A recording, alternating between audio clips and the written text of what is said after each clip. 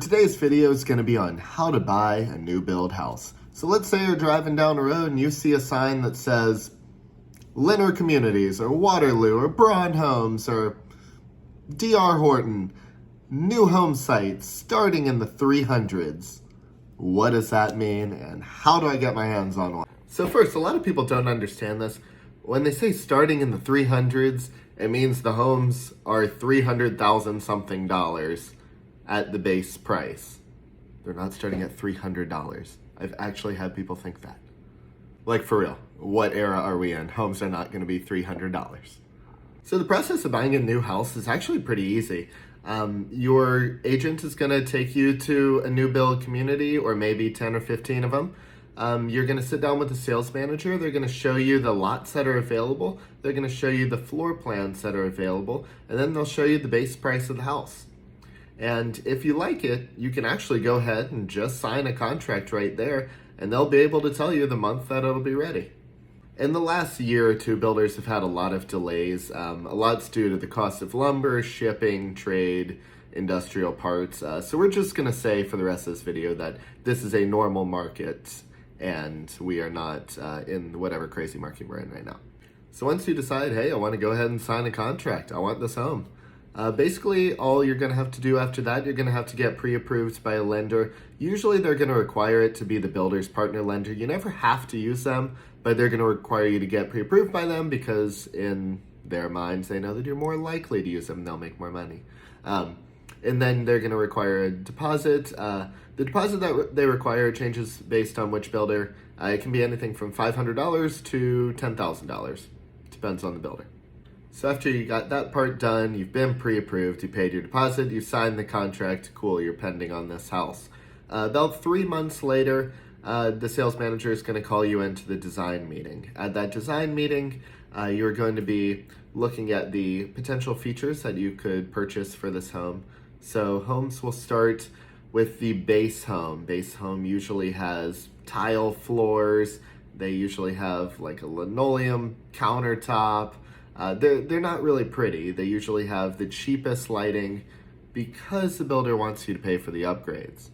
When you're at the design center, you'll see upgrades such as wood floors instead of carpet or tile. You'll see all of the fancy faucets. You'll see stainless steel appliances. Usually the builder is going to make you pay for a percentage of your design upgrades at that time. So usually it's between like 30 to 50% of the design upgrades cost you have to pay for then, because let's say, what if you cancel your contract later in the transaction? They don't want to be out that money. Once you've chosen your design upgrades, then you're pretty much just waiting for your house to be built. The builder's rep will probably send you pictures of the house every week or so to show you how it's going. You'll probably have a pre-construction meeting. You'll probably have a meeting for your electrical systems. And then once we get 60 days to closing, that's when you're going to lock in your loan rate. So you're going to check with your lenders, make sure you're getting the best interest rate possible, and you're going to lock in that rate. Then once we're almost at the finish line, then we're going to do a blue tape walkthrough where we walk through the house, we put blue tape on every little chip in the wall, every little thing that looks like it's incorrect in the house. So that way the builder can come through and redo it. We're also going to have our general inspection. That's when we'll have a third-party inspector that's not related to the builder at all come through and do an inspection, just make sure everything's been done correctly.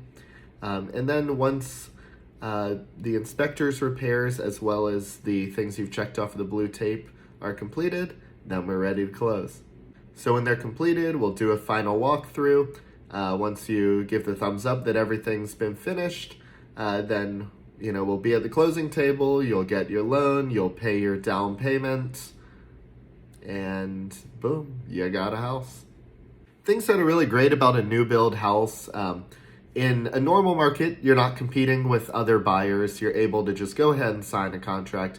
In the past couple months, we have had some situations where certain builders, such as D.R. Horton, is listing these homes on the market, and they do want people to compete on them. But most of the time, you're just able to just go ahead and sign the contract. And then you get a brand new house that no one else has lived in. You get a 2-year warranty on all of the appliances. You get a 5-year warranty on just about everything else, and then you get a 10-year warranty on the foundation. So it's nice to know that if things break in the first couple years you live there, which could be the only years you live there, that the builder will come fix them. The other fun potential investment idea of a new build is if you buy it at the contracted price that you're at right now, the market might still be moving up, and by the time that you actually close on it, you might have a significant amount of equity. For example, my buyer that bought it a couple weeks ago, she's under contract on her house in South Austin for like $284,000. Home is worth like $410 now. Like, no one really saw that jump coming, but that was a great investment for her. As always, let me know if I can answer anything else related to new build houses or homes in general. And if you're looking into the idea of potentially moving into a brand new house in a year from now, we should be talking now.